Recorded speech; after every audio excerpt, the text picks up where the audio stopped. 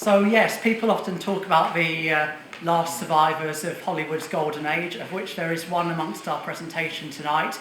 And we've also talked about, people have talked about the last veterans of various wars. But now tonight for you, we have the last survivors of Shellac, people who appeared on Shellac in the UK. Yes, that is true. But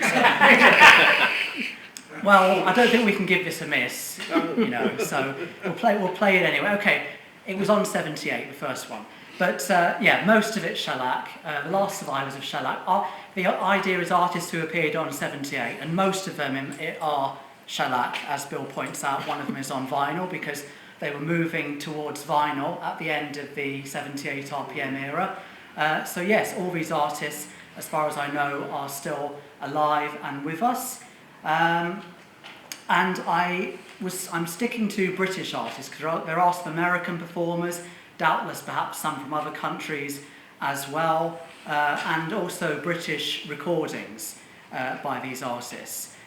So, of course, the 78 RPM record was around, from the late Victorian era right through until early 1961. The major labels stopped producing them in 1960, but Embassy, which you could buy at Woolies, still had some 78s, at least one issued in 1961. So we're going to be going from youngest to oldest, and in fact dear old Craig Douglas is so young that it's not shellac, it's vinyl, but it is 78 RPM, and this, the title does say Last Survivors of Shellac, but yes, we've got 178 who is not on Shellac. We forgive you. As we were moving into the end of the 78 RPM era, they were starting to issue them on vinyl as well as the shellac, or sometimes just one or the other, but this one is just shellac, is just vinyl. So Terence Perkins, born 13th of August 1941, he's now 81. He was a milkman before he became a professional singer. His first records were released on Decca in 1958, before he moved to Top Rank, a label linked to the film company, Rank. He had his first hit record with A Teenager in Love when he was just 17, and that was only weeks before his 18th birthday. And not long after that, he hit the top spot in September 1959 with a cover of Sam Cooke's Only 16, which spent 4 weeks at number 1. Craig topped the bill on the Beatles' first stage show, but musical tastes were changing, and it's 60 years since he had his last chart hit. He continued performing, however, and appeared in a 1995 pantomime, Sleeping Beauty, as King Burger. But let's go back to slightly more heady days for Craig and Only 16.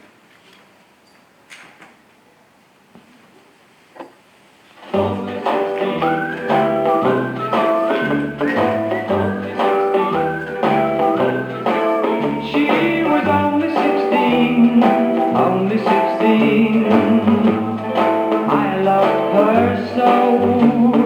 She was too young to fall in love, but I was too young to know. We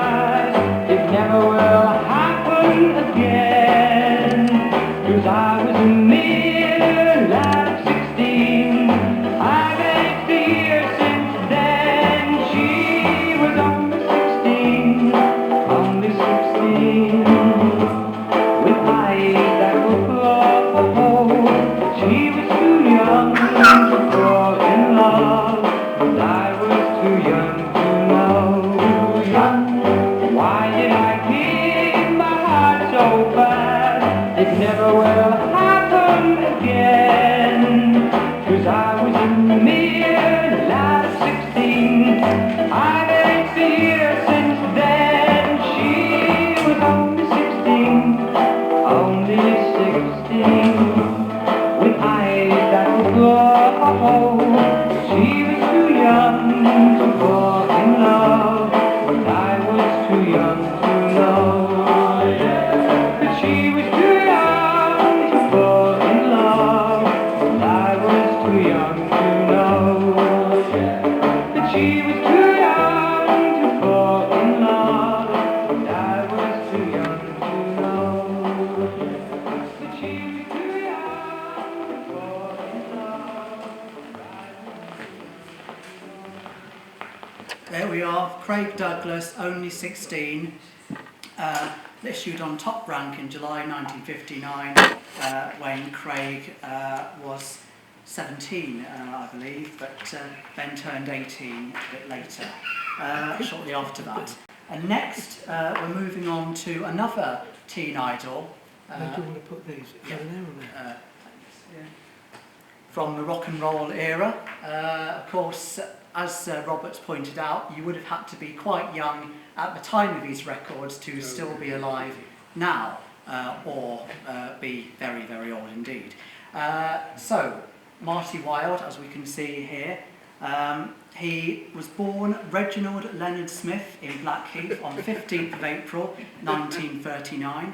He's now 84, again part of the first generation of British rock and roll stars. After being spotted by the impresario Larry Parnes, he had his name changed to Marty Wilde and was signed to Philips. Of course, nowadays they're more known for making electrical products, but back then they made records too. This was one of his earliest singles, which didn't actually chart. He had a number of hits into the early 1960s and later co-wrote hit records for other artists with Ronnie Scott. Marty appeared regularly on the BBC TV show 6-5 Special, and he was the main regular artist on Saturday's ITV pop music show Oh Boy, and another one called Boy Meets Girls.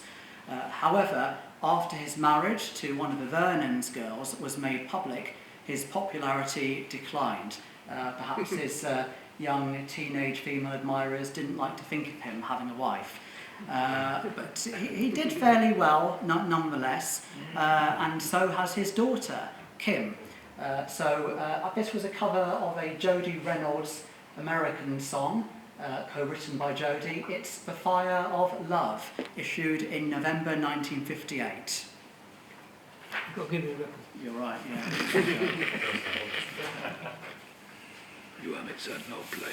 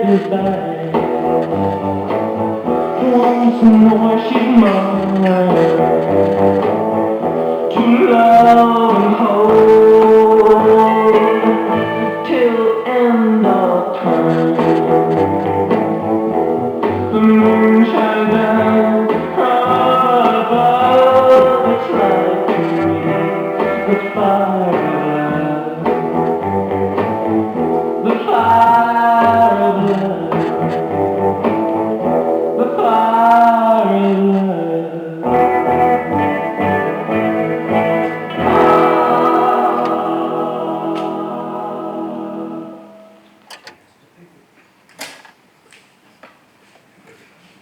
Marty Wilde there with The Fire of Love, which did not set the charts alight, alas. But he did have big hits with The Sea of Love and A Teenager in Love. And Endless Sleep. And Endless Sleep. Big There you go. Still like Bad boy. A deaf disc. But you might be able to hear there the difference between shellac and vinyl. The first record was vinyl, 78, but most of the rest of them, I think the rest of them indeed, are shellac, because most of the market was being dominated by this point by vinyl 45 RPM singles. They'd been introduced at the time of the first record chart in November 1952, as per one of my previous presentations, and really by the late 50s, when many of these records date from, the 78 format was starting to go on its way out. And certainly for records like this, which teenagers were buying, there were fewer and fewer copies being sold. And so the most collectible records and the most pricey of 78s you'll find from this era will often be at the end of a decade or in the early 1960s. And the 45s were always vinyl, so evidently record companies were experimenting with producing 10-inch 78s on vinyl as well. I think it was only Pie Group that made vinyl 78s. Well, No, Top Rank. we can now see Top Rank did it as well, but yes, I was aware of Pie Nicks are doing it. I think I've seen shellac and vinyl copies of the Lonnie Donegan record. Is that one's Shellac? Because that's an early one. A Lonnie Donegan record is shellac and vinyl, Yeah. but Top Rank evidently did vinyl as well. But moving, now we're going to start moving in the direction of our next performer, Terry Dean. He was born Terence Williams in Elephant and Castle on 20th December 1938, and he's also 84. He was discovered at the famous Two Eyes Coffee Bar, which now has a Westminster Council green plaque on it. He rose to fame in the year this record was released, 1957, with his first single, A White Sports Coat, making the charts. That tells you a lot perhaps about the era in which it was released. So where are we? Yes. His second single, a cover of the American film star Sal Minio's Start Moving, became his biggest hit, reaching number 15 in August 1957 for the 18-year-old. However, he was arrested for public drunkenness and breaking a shop window in 1958 and ripping out a telephone box from a wall whilst professing his passionate love for fellow singer Edna Savage. All standard behaviour perhaps for a teenager, but not what's expected of a pop star. He was then conscripted into the army for national service, as everyone had to do at the time, but he was discharged after 2 months on psychological grounds. He married Edna Savage the following year, but they later divorced. In the 1960s, Terry became an evangelist and recorded 3 gospel albums. He married and divorced another 3 times, but is now settled with an Italian countess, Lucia Liberati. Since he met her, he's continued to perform, including at a rock and roll festival. And no, I'm not making any of that up. So we're going to now hear from Terry Dean with the Malcolm Lockyer Group, Start Moving in My Direction.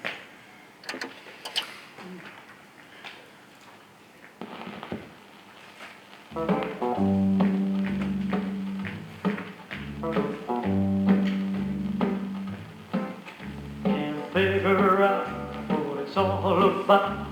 You're always on my mind. You never miss a week with your sweet kiss, but you leave my heart behind. I want you to stop moving. I wanna hold me tight. Stop moving in my direction and start over tonight.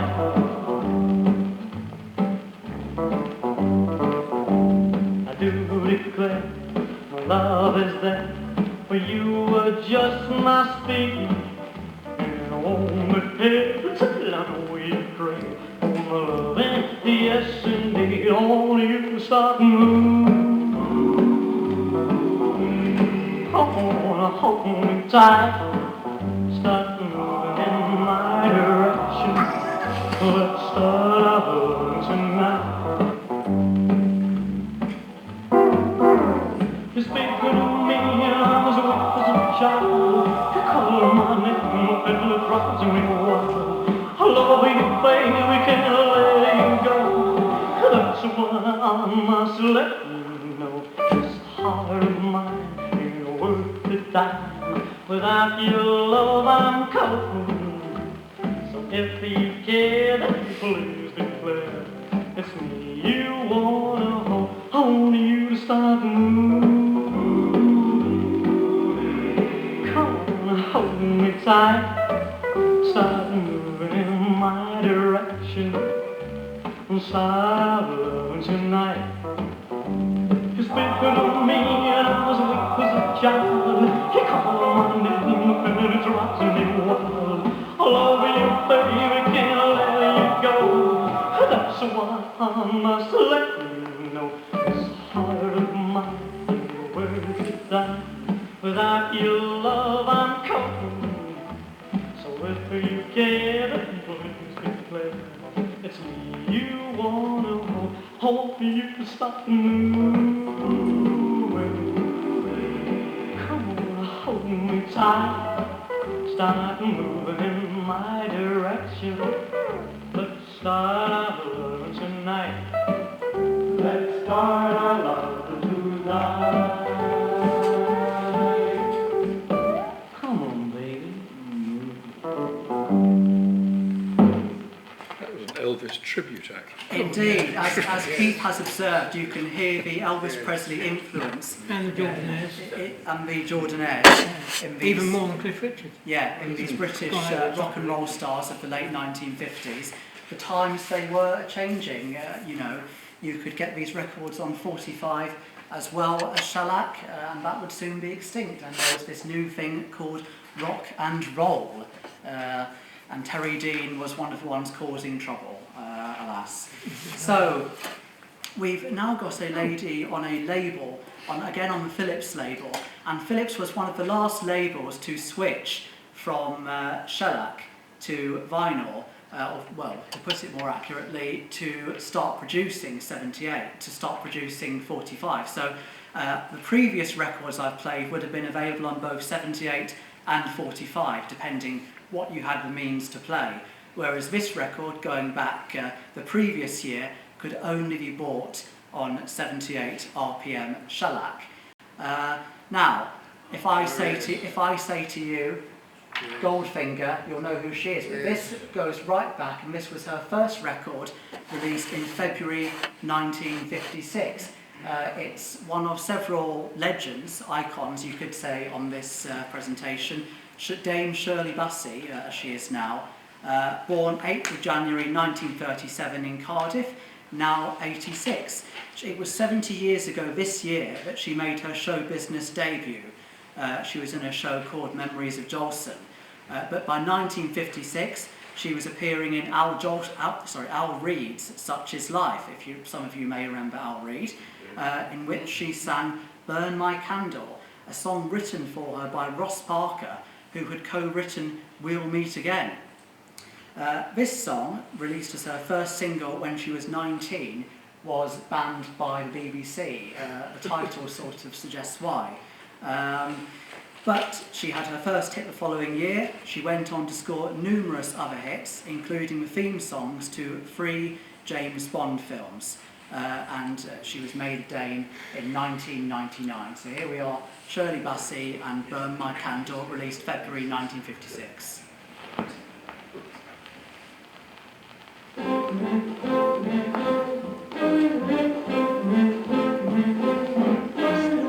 We've got a match of striking, don't say it all depends.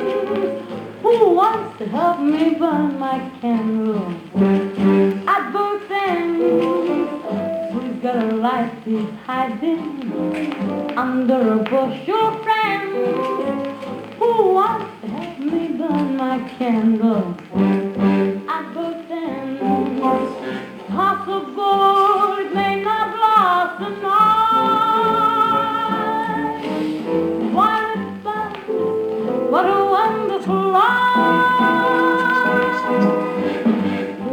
to play with fire as Satan recommends. Who wants to help me burn my candle at both ends? Who doesn't mind the reaper after he's sown one note? Who wants to take a chance and help me burn my boat? Who's not a look then leaper? Won't heed a warning note? Who wants to take a chance and help me burn my boat? It's possible the taste may prove too hot, but then again it could happen if not. Who'd like to get in deeper, not caring if he falls? Who wants to take a chance and help me burn my boat? There's S for Scotch, that's so direct, and for straight and simple sex. I for invitation to close relationship with you, and for nothing bad nor less. S-I-N, that's sin I guess. Who's got a good ignition waiting for dividends? Who wants to help me burn my candle at both ends? Who's really in condition, won't mind how much he spends? Who wants to help me burn my candle at both ends? It may not last, but it's all in the game, my friend. While it's fun, what a fabulous flame! Who has an inhibition? We come and he returns. Who has a mind to turn the handle? Open my door and spun the scandal. Who wants to help me burn my candle?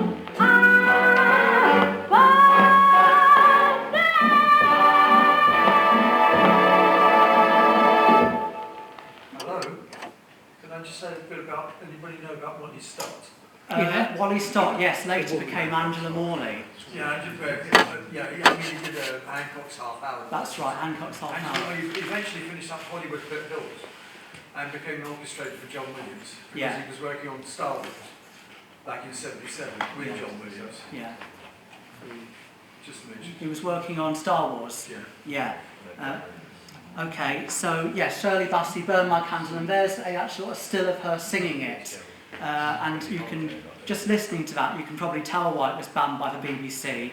I mean, a song with the word sex in the lyrics was not going to make the charts in 1956, especially sung by a 19-year-old. But anyway, we move on to slightly more wholesome territory now. Ironically, with, again, one of Britain's first rock and roll stars, but he later became what was known as an all-round entertainer. It's Sir Thomas Hicks, or just Tommy Hicks, as it was in those days, born 17th December 1936. And he's aged 86 now, and he was discovered at the Two Eyes Coffee Bar again, and becoming Britain's first teen idol and rock and roll star. At a party in Soho in the summer of 1956, he met the writer Lionel Bart and the actor Mike Pratt, and by the end of the year, Tommy Steele had his first hit single, Rock with the Cavemen, and just a few months later, he was filming his biopic, The Tommy Steele Story, in which he played himself. The film was released in June 1957. Both sides of this record were in the film, the other side being Water, Water. They were listed on the chart together. It peaked at number 5 in September 1957. However, only one side, a handful of songs, made the sheet music chart, reaching number 8. It was written by Tommy Steele, Lionel Bart and Mike Pratt, and it won the 1958 Ivor Novello Award for Most Outstanding Song of the Year, musically and lyrically. He also did one of the best versions of Singing the Blues. Yes, it's good version. It was Yeah. good. It's set up to play.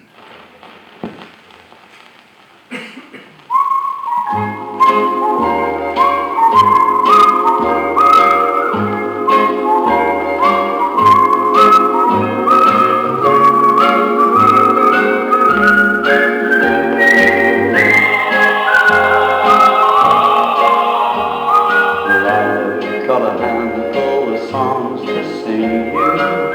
Can't stop my voice when it longs to sing you. New songs and blues songs and songs to bring you happiness. No more less. Moreover, wherever we may roam to, or any shore where we may be blown to, we'll know that we're gonna feel at home to opera, music, jazz and jazz, calypsos and street band across, strings of old refrains, sleepy time, baby, lullabies. I've got a handful of songs to sing you. I've got a heart full of love to bring you. True love for you, love's a thing you keep. So here's a handful of songs, good and cheap. Just a handful of songs, just a handful of songs, only a handful of songs.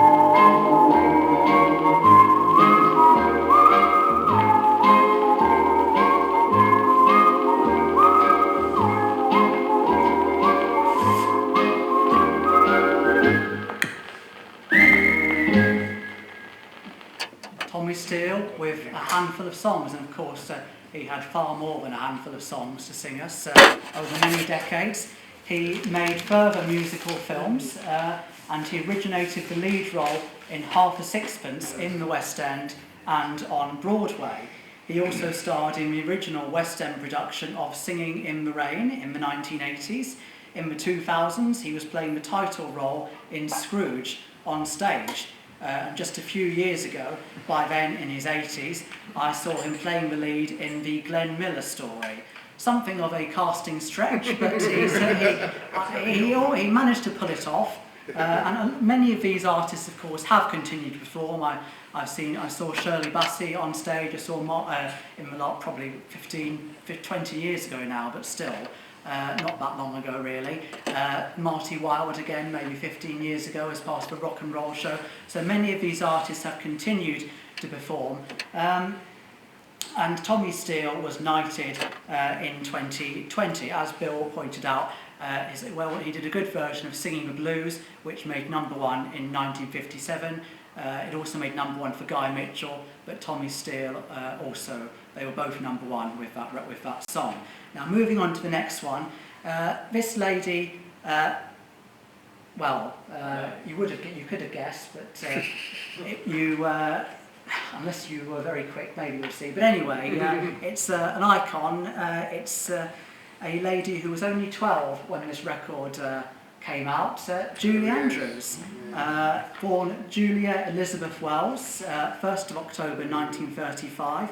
She's now 87, and she made her professional West End debut aged 12 in the revue Starlight Roof, which you can see some cuttings from there. It opened at the Hippodrome Theatre in October 1947, and it was said that she stole the show.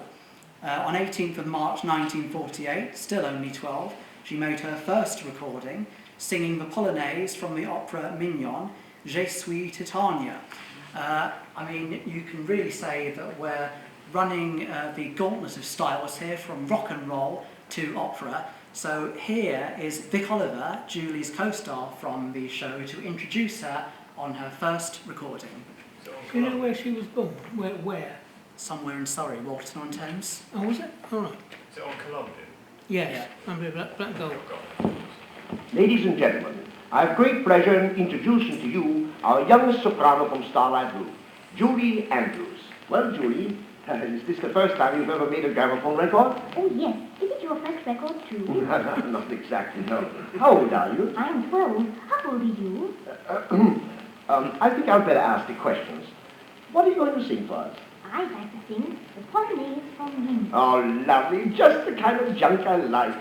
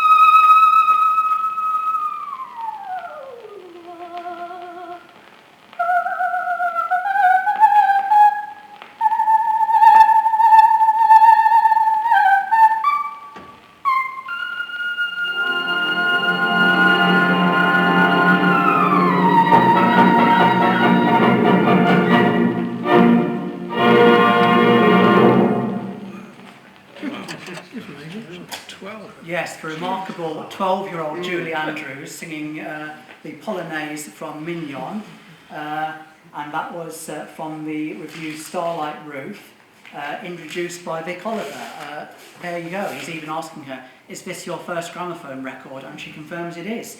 Columbia DB 2401 from May 1948, with the Starlight Roof Orchestra and Chorus conducted by Guy Danes. And on the other side of that was Pat Kirkwood, who'd been having a successful West End and variety career for some years with Wild West End and then Hold It Joe, sung by the chorus from that show. And Dame Julie, like many of the other stars in this presentation, has become something of an icon, of course. In the days of the 78 up to, say, the early mid-50s, the only recorded music format was the single, if they even called it that. It was gramophone records, as Vic Oliver called them. It was a two-sided record, or maybe an album of gramophone records. And then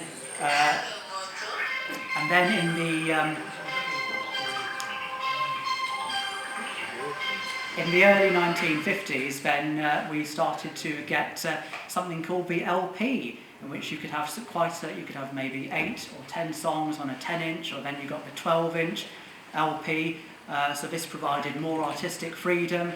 So artists were not just releasing singles, two-sided gramophone records, and they were having to diversify. And Julie Andrews is certainly more than just a gramophone recording artist. She started off with her parents. Yes, That's indeed. my parents remember her. There you go. So she started off. Barbara and Ted Andrews. That's and it. little Julie. That's right. Barbara and Ted Andrews, yes, she toured when she was very young with them, and she went into musicals in a slightly different style. She originated the role of Eliza Doolittle in the Broadway production of My Fair Lady, which later transferred to the West End. Alas, the film producers didn't think that she was enough of a name to appear in the film version, so instead they got someone who couldn't sing. Sorry, Audrey Hepburn, but she had to be dubbed, whereas Julie would not have needed to be. But there we are. Then Dame Julie was also in film musicals, the title role in Mary Poppins and Maria in The Sound of Music. I mean, just to tell people of those two roles alone, and nowadays, even all these years later, and people would know who she was. I think it was a best-selling album up to that time. And that indeed was a very best-selling album, 1948, 75 years ago, and she's been working more or less constantly since that era. She unfortunately can no longer sing due to a vocal operation that went wrong, but she's continued to act, and I saw her at the Hammersmith Apollo in 2014 for an evening with Julie Andrews. And at the end, she got us all to join in together in singing Edelweiss. So there we are, a true British institution making her debut at the age of 12. And next we have someone else who's really diversified his career, a young man called James Smith, born on the 15th of August 1935 in Northamptonshire. He's now 87 and he's better known as Jim Dale. Again, one of the early British rock and rollers. He's had a career as a leading actor at the National Theatre. Also one of the last surviving actors to have been in multiple carry-on films.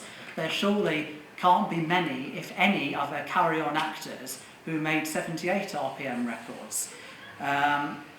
He's a composer, director, narrator of the Harry Potter American audiobooks, and the Oscar-nominated lyricist responsible for Georgie Girl, the Seekers' hit song from the film of the same name, which some of you may remember. And this was one of his earliest records, produced by a chap called George Martin. And George Martin also produced some 78, which came out several years later, but not in this country. As has been pointed out by Robert, after the UK ended 78R and shellac production in the early 1960s, the equipment was sent over to India, where many Beatles records came out on that format into the mid-60s. And if anyone's going to India soon, please look for me. But they're very expensive and very sought after. 1965 is about the last year you can find these records, but also countries like Brazil, Uruguay, South Africa. It was countries like this and India in which these records were still being issued on shellac, on the Parlophone label, in fact. So Jim Dale, this was one of his earliest records, produced by George Martin, later the Beatles producer, became his first and his biggest hit, reaching number 2 in November 1957. When he was 22, directed, instrumental accompaniment directed by Ron Goodwin, Be My Girl.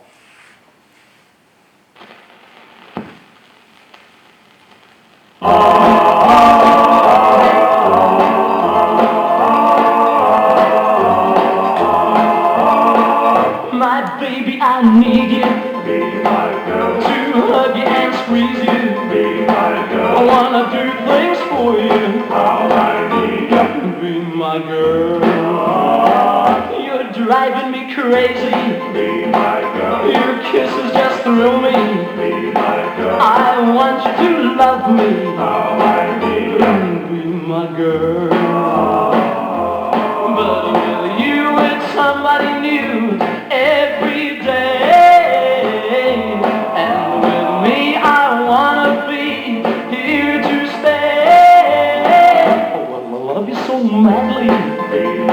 I need you so badly. I'll hang around gladly. Come on, be my girl.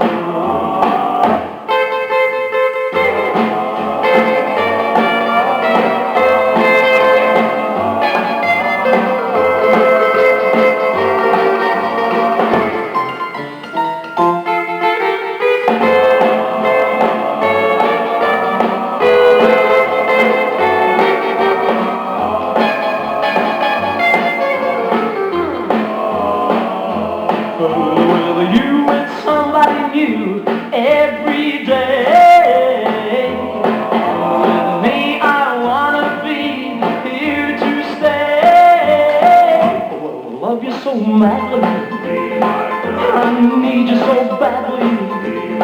I'll hang around gladly.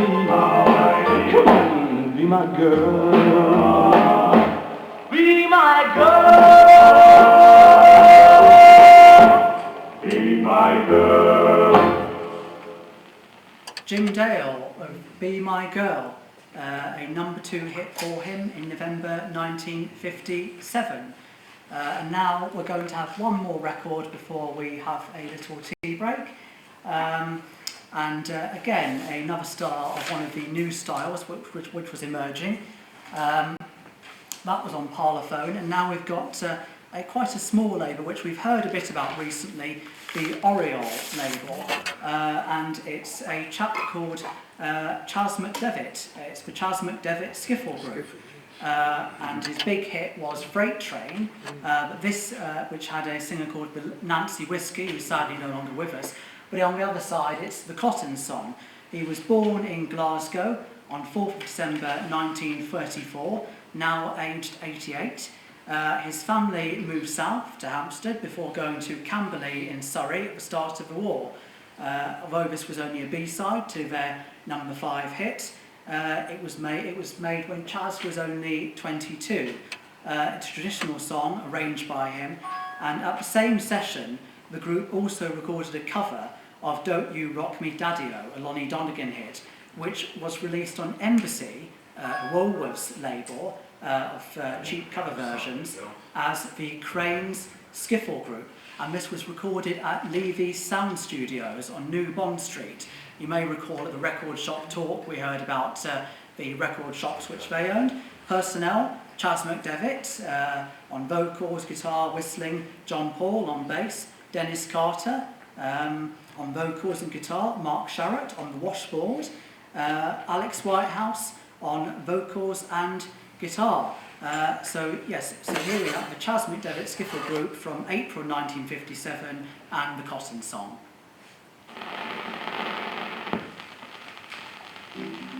This is Freight Train. Which one did you want?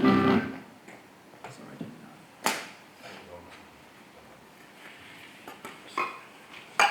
If you haven't heard Freight Train, by the way, that's very good, and I highly recommend it. But we wanted to showcase Chas. When I was a little baby, my mommy rocked me in the cradle, in them home cotton fields at home. It was down in Louisiana, not a mile from Texarkana, in them old cotton fields at home. Now when them cotton bolls get rotten, we don't pick very much cotton in them old cotton fields at home. It was down in Louisiana, not a mile from Texarkana, in them old cotton fields at home. When I was just 16, I went on down to New Orleans in them old cotton fields at home. It was down in Louisiana, not a mile from Texarkana, in them old cotton fields at home. Now when them cotton bolls get rough, we don't pick very much cotton in them old cotton fields at home. It was down in Louisiana, not a mile from Texarkana, in them old cotton fields at home.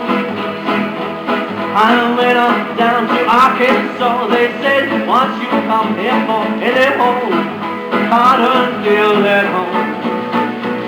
It was down in Louisiana, not a mile from Texarkana, in them home, cotton fields at home.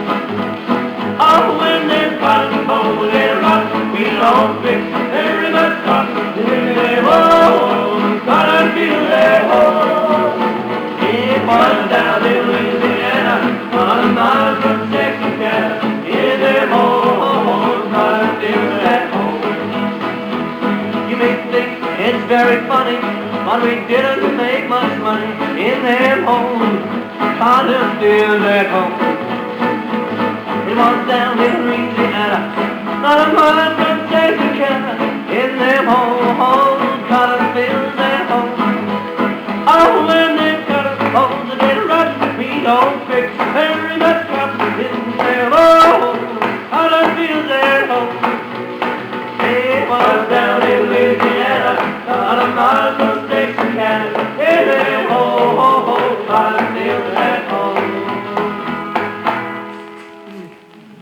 There we go, the Chas McDevitt Skiffle Group with the Cotton Song on Oriole. Chas McDevitt is in the granddaughter of Water Rats, along with the late Alf Pearson and his brother Bob. You may remember my presentation about that duo. Chas compiled, or helped to compile, the CD compilation which came out of Bob and Alf's recordings some years ago. And I emailed Chas not too long ago asking about Bob and Alf Pearson via his website, and I was very surprised and impressed that Chas emailed me back. So whilst I haven't seen him live, I've had an email from him. And on that note, we will adjourn for a break. Just go on. Oriole, you know they made the records for Embassy, and they also used Levy Studios and Newbold's. Yes, so that's a very good point. So yes, indeed. Quite a lot of Jewish material on Oriole. That's right. So yes, indeed, we were saying that they recorded at the same session a cover for Embassy. That was, of course, because they were part of the same record company and owners. So the people hearing the Crane Skiffle Group perhaps may not have known that they were hearing a bona fide chart act, Chas McDevitt Skiffle Group. So there we go. And we've got a lady now who was very prolific indeed on 78. She released her first record in summer of 1949 on Columbia, Put Your Shoes On Lucy and House in the Sky, from the film The Huggets Abroad, which she was in. Born 15th of November 1932, she's now 90. Petula Clark performed for the troops as a child star during World War II. She began appearing in films as an actress, like the aforementioned Huggets series, and she was put under contract with the Rank organisation. She made one record for Decca, a duet with Benny Lee, before joining a new label with money invested from her father and manager, a new label called Polygon, which started in 1950. And at the age, well, I'll tell you about her age in a moment, how old she was, but in her early 20s, she had her first hit single, age 21, The Little Shoemaker, and a few months later she had another hit single, her only other hit single on the Polygon label, which merged with Pi Nixa the following year. And on this record you get two for the price of one, in a way, because on the other records perhaps the backing artists, the orchestras, are no longer with us. That's quite a dividing line between the rock and roll era and the earlier sort of pre-rock era, is that, you know, artists, it was Shirley Bassey with Wally Stott and his orchestra. Even Jim Dale, it's with accompaniment by Ron Goodwin. Then Marty Wilde, it's just Marty Wilde. So the orchestra backing these people, it's not named at all, because it was perhaps rather quaint to be naming that in the rock and roll era.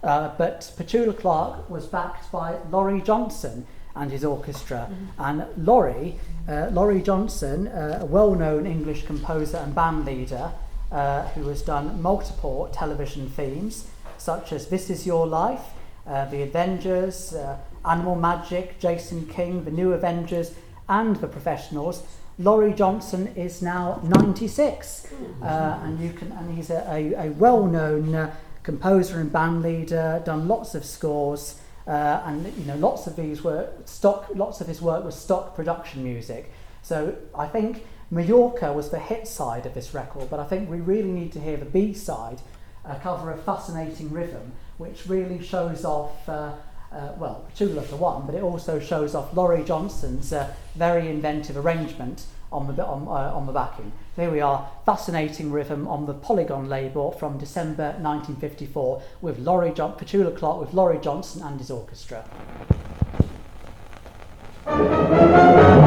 Got a little rhythm, a rhythm, a rhythm that's pitter-patting through my brain.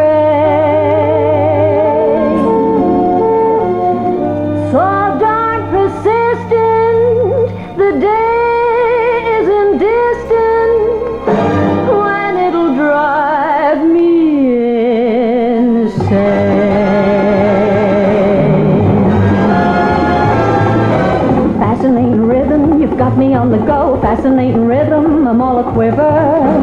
What a mess you're making, the neighbors want to know why I'm always shaking just like a flivver. Each morning I get up with the sun to find at night no work has been done. I know that once it didn't matter, but now you're doing wrong every time you patter. I'm so unhappy. Won't you take a day off, decide to run along somewhere far away off and make it snappy? Oh, how I long to be the girl I used to be. Fascinating rhythm, stop picking on me.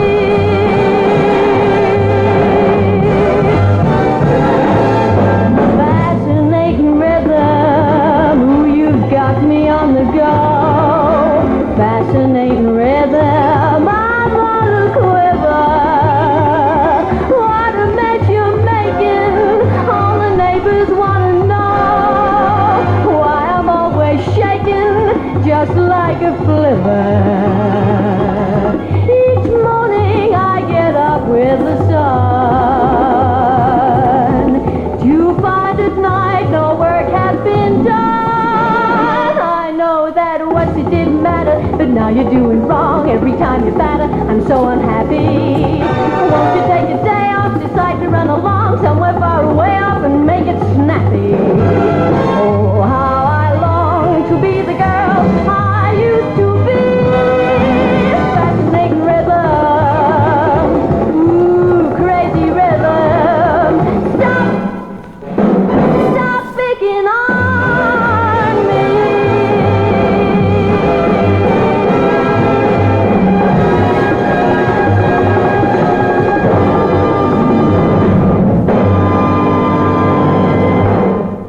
Can I just mention, back in the late 70s, I was filming Petula Clark at a reception for when the disco version of Downtown came out, which is pretty awful. But because I knew I was going, I bought it, and I noticed that it was in mono. And I went up to her, told her, and she was really annoyed. I was quite impressed. Well, that was certainly in mono, as I think all 78s were. Petula Clark with Laurie Johnson and his orchestra, both of them still with us in their 90s. Fascinating Rhythm, released on Polygon. A hit, Mallorca was a hit for Petula in February 55, but we heard the B-side, Fascinating Rhythm, for you there, an oldie from the Gershwins. And now we're going back further in time. Another of the artists who first recorded in the late 1940s. The main artist on this record is, of course, long gone, Oscar Rabin and his band with Harry Davis. But his featured vocalist is, I believe, still with us. One of the lesser known names, but I've included Marion Davis from Hartlepool, because she must be one of the last surviving British dance band singers. Of course, lots of people sang with British dance bands on stage, but of the ones who actually recorded with the dance bands, there can be very few left. One of the other Oscar Rabin singers, Marjorie Daw, again from the same era. I think she's still alive as well. But other artists who made dance band records, there must be very few. So Marion Davies, she was on this record, A Little Bird Told Me, described on the label as a quick step. The other side was I'd Give the World to You, Sweetheart, a foxtrot with the late Bob Dale, released on Parlophone in March 1949.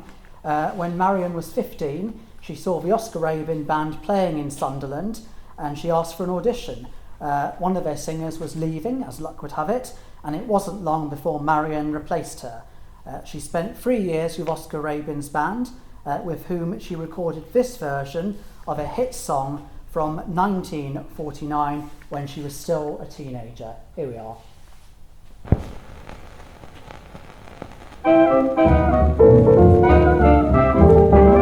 A little bird told me that you love me, and I believe that you do. This little bird told me I was falling for no one but you. There's no use denying, I might as well confess, of all the boys I know, dear, I'm sure I love you best. A little bird told me we'll be happy, and I believe that it's true. A little bird told me we'll be married, and I believe that it's true. This little bird told me when we marry, we'll have a pretty cottage not too far, all fenced in like a movie star. Great Dane Pup, we'll call him Ace, lying there by the fireplace. Goldfish pond and wishing well, everything is gonna turn out swell. A little bird told me we'll be happy, and I believe that it's true. And now I know that it's true. In June it's bound to come true.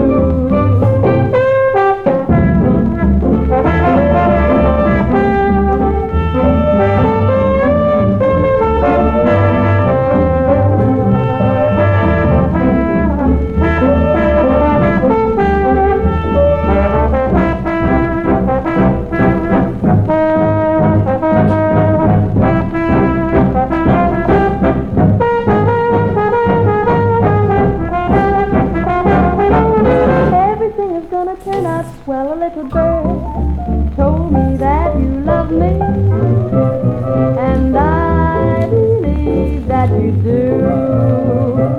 And now I know that it's true. In June it's bound to come true.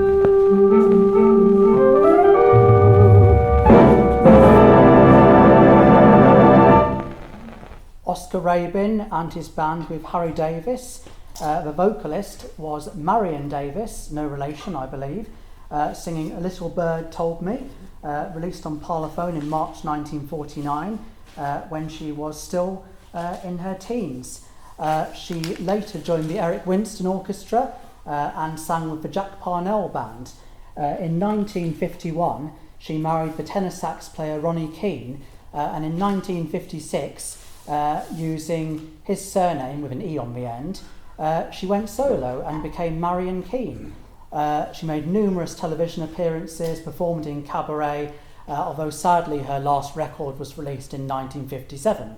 Marion also did television adverts for Fry's Turkish Delights, Dreft laundry detergent, Dairy Box and Dove soap. That was her first record.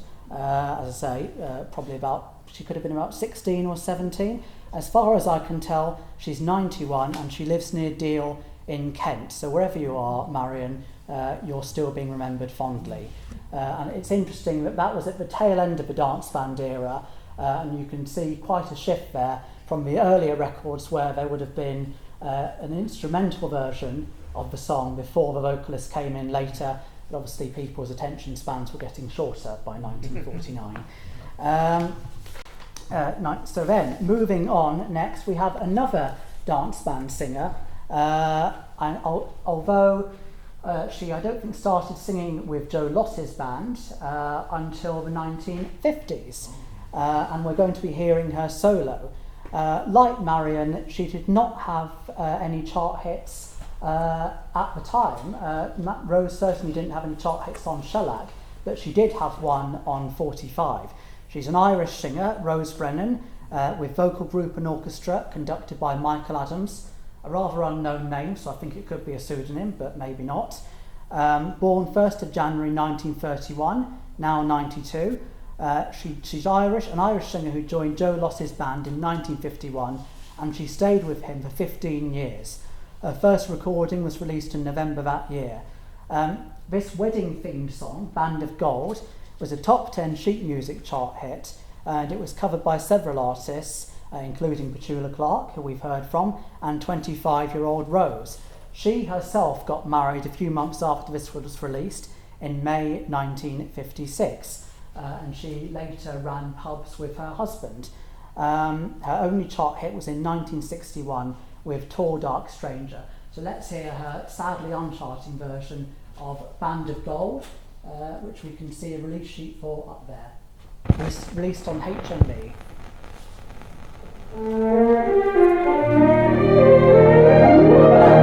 I've never wanted wealth untold. My life has one desire, a simple little band of gold to prove that you are mine. Don't want the world to have untold, for fame is not my line. Just want a little band of gold to prove that you are mine. Some sail away to Araby and other lands of mystery, but all the wonders that they see will never tempt me. Their memories will soon grow cold, but till the end of time, I'll have a little band of gold to prove that you are mine. Some sail away to Araby and other lands of mystery, but all the wonders that they see will never tempt me.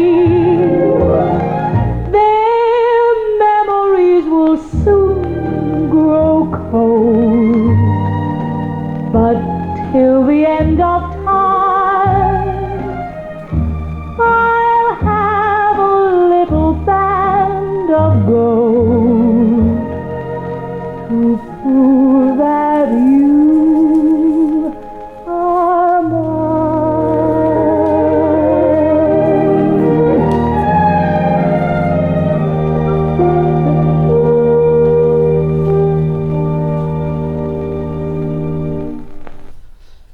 Joe Loss's discovery, Rose Brennan there, singing Band of Gold, issued in February 1956 and released on his master's voice, who I believe also had some shops once. And again. And will do again. In fact, HMV are relaunching. I think since the talk we've discovered that HMV are reopening. But yes, that was Rose Brennan, who sadly didn't manage any hits on Shellac, but in my view has a lovely voice. But there was just such a surface of Whistling Gypsy by her, which Well, was very attractive. Yes, as is well pointed out, Whistling Gypsy was a very well-known record by her from the early 50s, earlier and well-known in America. though sadly not a hit. But yes, a lovely voice, and there was a surfeit of talent in those And days. Sugar in the Morning, Sugar in the Evening, that's another one. Sugar Time as well, apparently. Yes, and so that was Rose Brennan. Hopefully you like her as much as I do. And then we'll be moving on to Robert. We're moving on now to My September Love. Robert Earl with Wally Stott and his orchestra and chorus. And it was coupled with Now and Forever from the film of the same name. Born Monty Lee, 17th of November 1926. He's now 96. He auditioned for Norman Newell at the newly launched Philips Records in 1953 and was given a recording contract. Robert had 3 chart hits, and he also had this one, My September Love, which made number 14, not on the chart, on the first chart, which I've discussed at the previous presentation, the NME chart, but the Record Mirror chart, because other magazines had started launching their own chart. So this was number 14 on Record Mirror, didn't chart on the other charts though, March 1956. Robert retired from show business in 1970, but his son has perhaps had quite an influence on the hospitality industry, as his son of the same name, born in 1951, is the founder and CEO of Planet Hollywood, which I remember having a meal in many years ago. But back to his father, and it's My September Love from February 1956 on Philips. I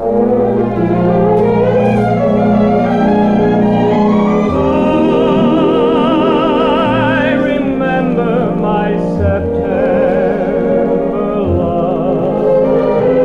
In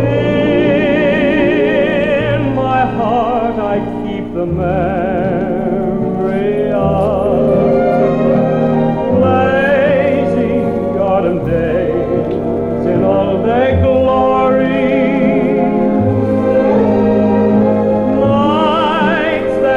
The start of our love story I see once more, the leaves that match her golden hair. In my dreams I find her standing there, and in December still glows the ember of my September love.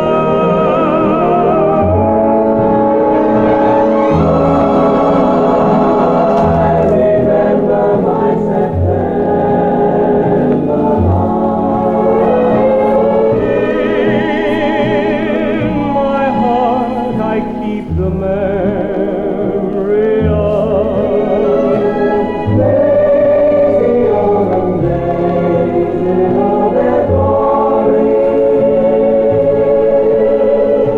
nights that saw the start of our love story. I see once more the leaves that match her golden hair.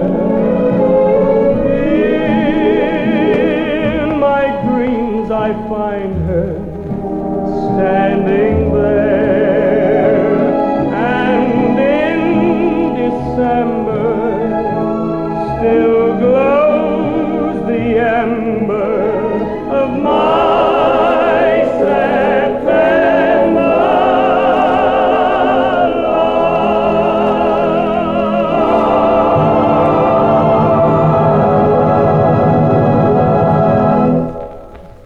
Robert Earl there, My September Love. Not an Italian-American crooner, but one of the many light operatic British singers we had in the 50s. My September Love. And the reason I was hesitant to play Tony Kinsey was because it's a test pressing, but I do believe it did come out on a proper 78. So we are going to play Tony Kinsey after all, actually. I felt a bit bad about that. So, so it's a one-sided test pressing of She's Funny That Way, the Tony Kinsey Quartet, The other side is actually Fascinating Rhythm, released on Decca Jazz in June 1955. Oh, I see what you mean. So here we go. It's a single side. Yeah.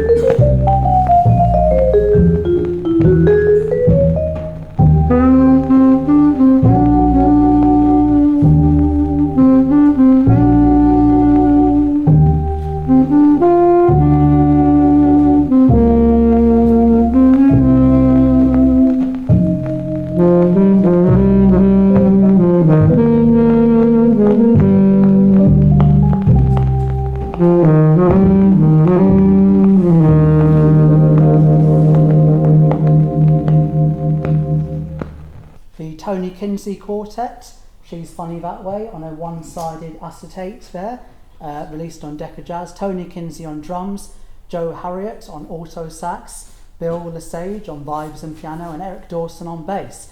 Cyril Anthony Kinsey, born 11th of October 1927 in Sutton Coldfield, is a jazz drummer and composer who featured on over 80 sessions between 1950 and 1977. Session work including Eddie Calvert, Cliff Richard, Johnny Dankworth, Lena Horne, Ella Fitzgerald, Billie Holiday, Oscar Peterson and Sarah Vaughan. His quartet had several records released on Decca Jazz, including this one when Tony was 28. Now, in a late addition to our programme, as the BBC used to say, we're going to be hearing from a name who I'm not sure is still with us, but I would hope it had been reported if he wasn't, but perhaps someone can find out, or hopefully it would be reported if he wasn't. It's Ronnie Harris, who was quite a prolific singer in the 50s. He had a hit record with The Story of Tina. This record, Stranger in Paradise, was covered by many artists, and Ronnie's version was sadly not a hit. I think he's in his 90s, if he's still alive. Not much information out there about him, but here he is with Stranger in Paradise on the Columbia label. Take my hand, I'm a stranger in paradise, all lost in a wonderland. paradise. If I stand starry-eyed, that's a danger in paradise. For mortals who stand beside an angel like you. I saw your face and I ascended out of the commonplace into the rest of I hang suspended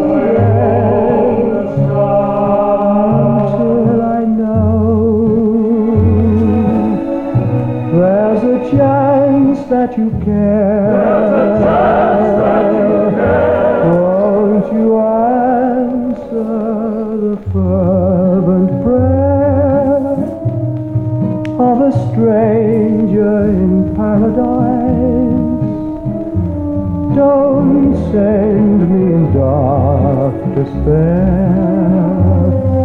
from all that I hunger for, but open your angel's arms to the stranger in paradise and tell him that he need be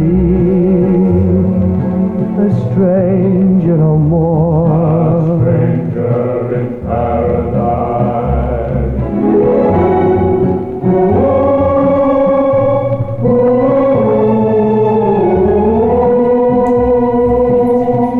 And tell me that I need be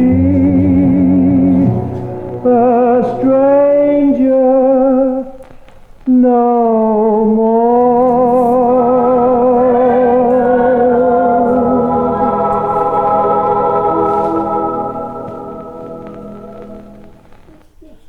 Ronnie Harris, Stranger in Paradise.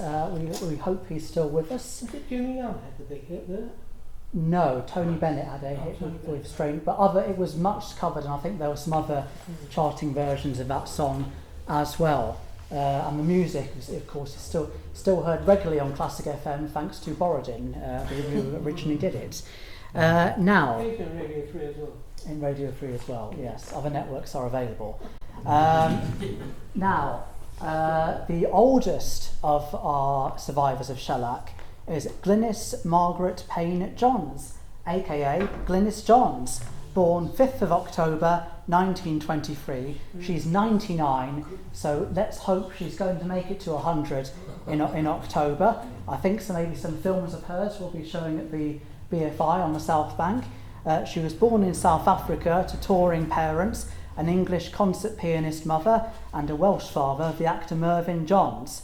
After returning to Britain, Glynis became the fourth generation of her family to act on stage, appearing in over 60 films and 30 plays. She's one of the last surviving stars of Hollywood's golden age and the oldest living Oscar nominee. I believe she's now living in a care home in Hollywood somewhere. She's perhaps best known for playing Winifred Banks in that film again, Mary Poppins, in which she sang Sister Suffragette. And Stephen Sondheim later wrote Send in the Clowns for Glynis, which she sang in a little night music, originating the role of Desiree Armfeldt. This record is from the film Mad About Men, a Technicolor film, which was quite unusual at the time, black and white still being prevalent, in which she appears in her second role as a mermaid, the first being Miranda, although the producers were keen to stress it was not a sequel. She was 31 when this record was released. Unfortunately, I don't think dear Glynis made many records on Shellac, certainly. She, of course, did make the other ones. But here we are, we're going to hear Glynis Johns with a record released on Columbia in November 1954, One side is It's Always You, but we're going to hear a song which really encapsulates Glynis, I think, to me. It's I Can't Resist Men.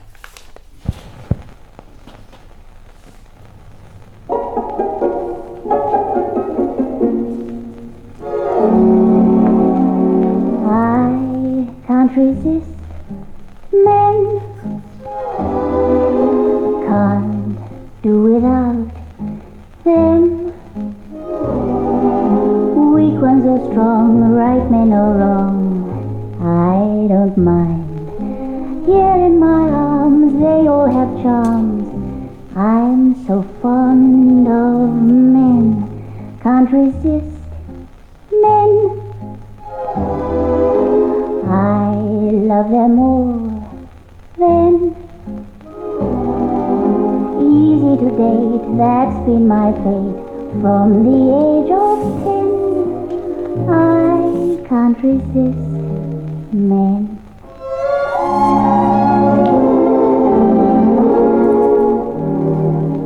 I'm a girl with a secret worry, not what I seem to be. Got to change my life in a hurry, make up my mind, you see.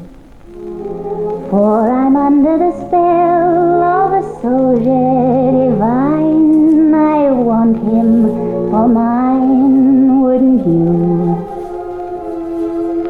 Yet if truth were to tell, I'm not single-minded. Another man has blinded my view. How can I be sure my feelings are quite pure when I can't choose between them? How can I be wed when I'm so easily led? Is it just my meekness, or can it be my weakness that I can't resist men, can't do without them?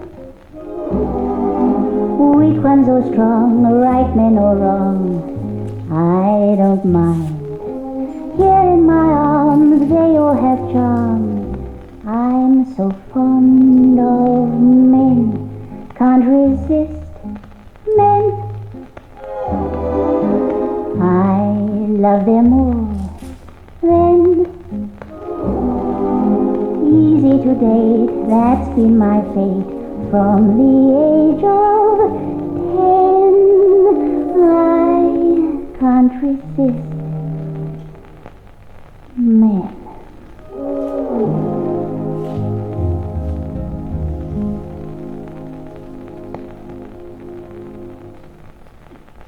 Glynis Johns with Ray Martin and his orchestra, I Can't Resist Men, as sung by Glynis Johns in the film Mad About Men. The label thankfully informs us there.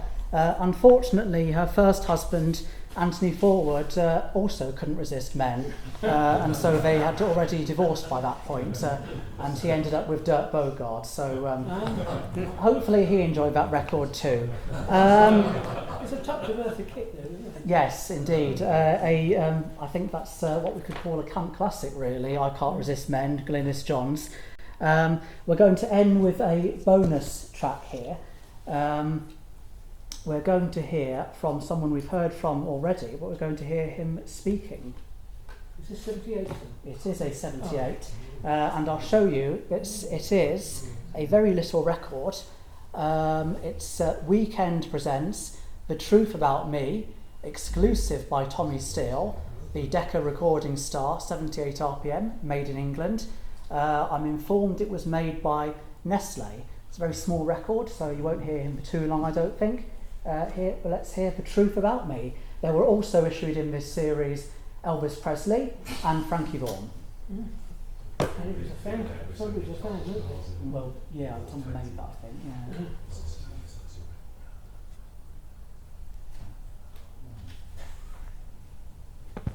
Hello everybody. You're all readers of the Weekend Mouse, so we know each other right away, don't we? They brought me along here to let you in on a secret. I'm scared. Got all the success in the world and I'm only 20. thousands of friends crowd around me during the day, and they're good honest friends too, don't you worry. People think I've got everything. Well, they're wrong, very wrong, because I haven't. The one thing which is most important to us all isn't listed on my credit side. See, I haven't got any real love in life. No letter in a familiar hand makes me heart beat, like when we still men have gone crazy. I guess I'm the original little boy lost in the crowd. That's how it's always been. Now I'm bearing me heart. I'd like to make my second confession to you too while I'm here. I've never been in love. Sure, I love me mum and dad.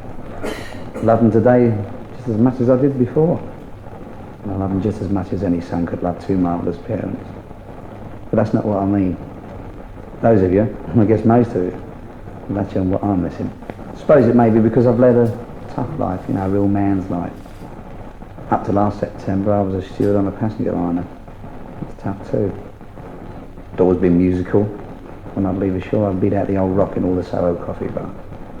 I enjoyed it. Sung a lot. Met a lot of girls too. I suppose I've become quite a character. Now I'm here. So you think it's easy, eh? Especially when a lot of people accuse you of imitating Guy Mitchell and all the others. Bit of a liberty, you know. But I know I'm just Tommy Steele. Okay, rock and roll would die. Sure it'd die. I'll be at the funeral but not in the hearse. I can remember what my parents said to me now. It's come true. You'll be a big man, Tommy, they said. My mum's love and confidence got me where I am today. And I know mum will understand when I say I still need the other love. But despite my name, I'm no man of steel. There you go, The Truth About Me, a record from 1957, the year in which he did cover Guy Mitchell's Singing the Blues, which he references there. The Truth About Me, and a little weekend disc. Tommy's brother, Colin Hicks, also made a few 78s as well, and I believe is still with us. Now, so that is the end of the records what we're going to play, but before we do,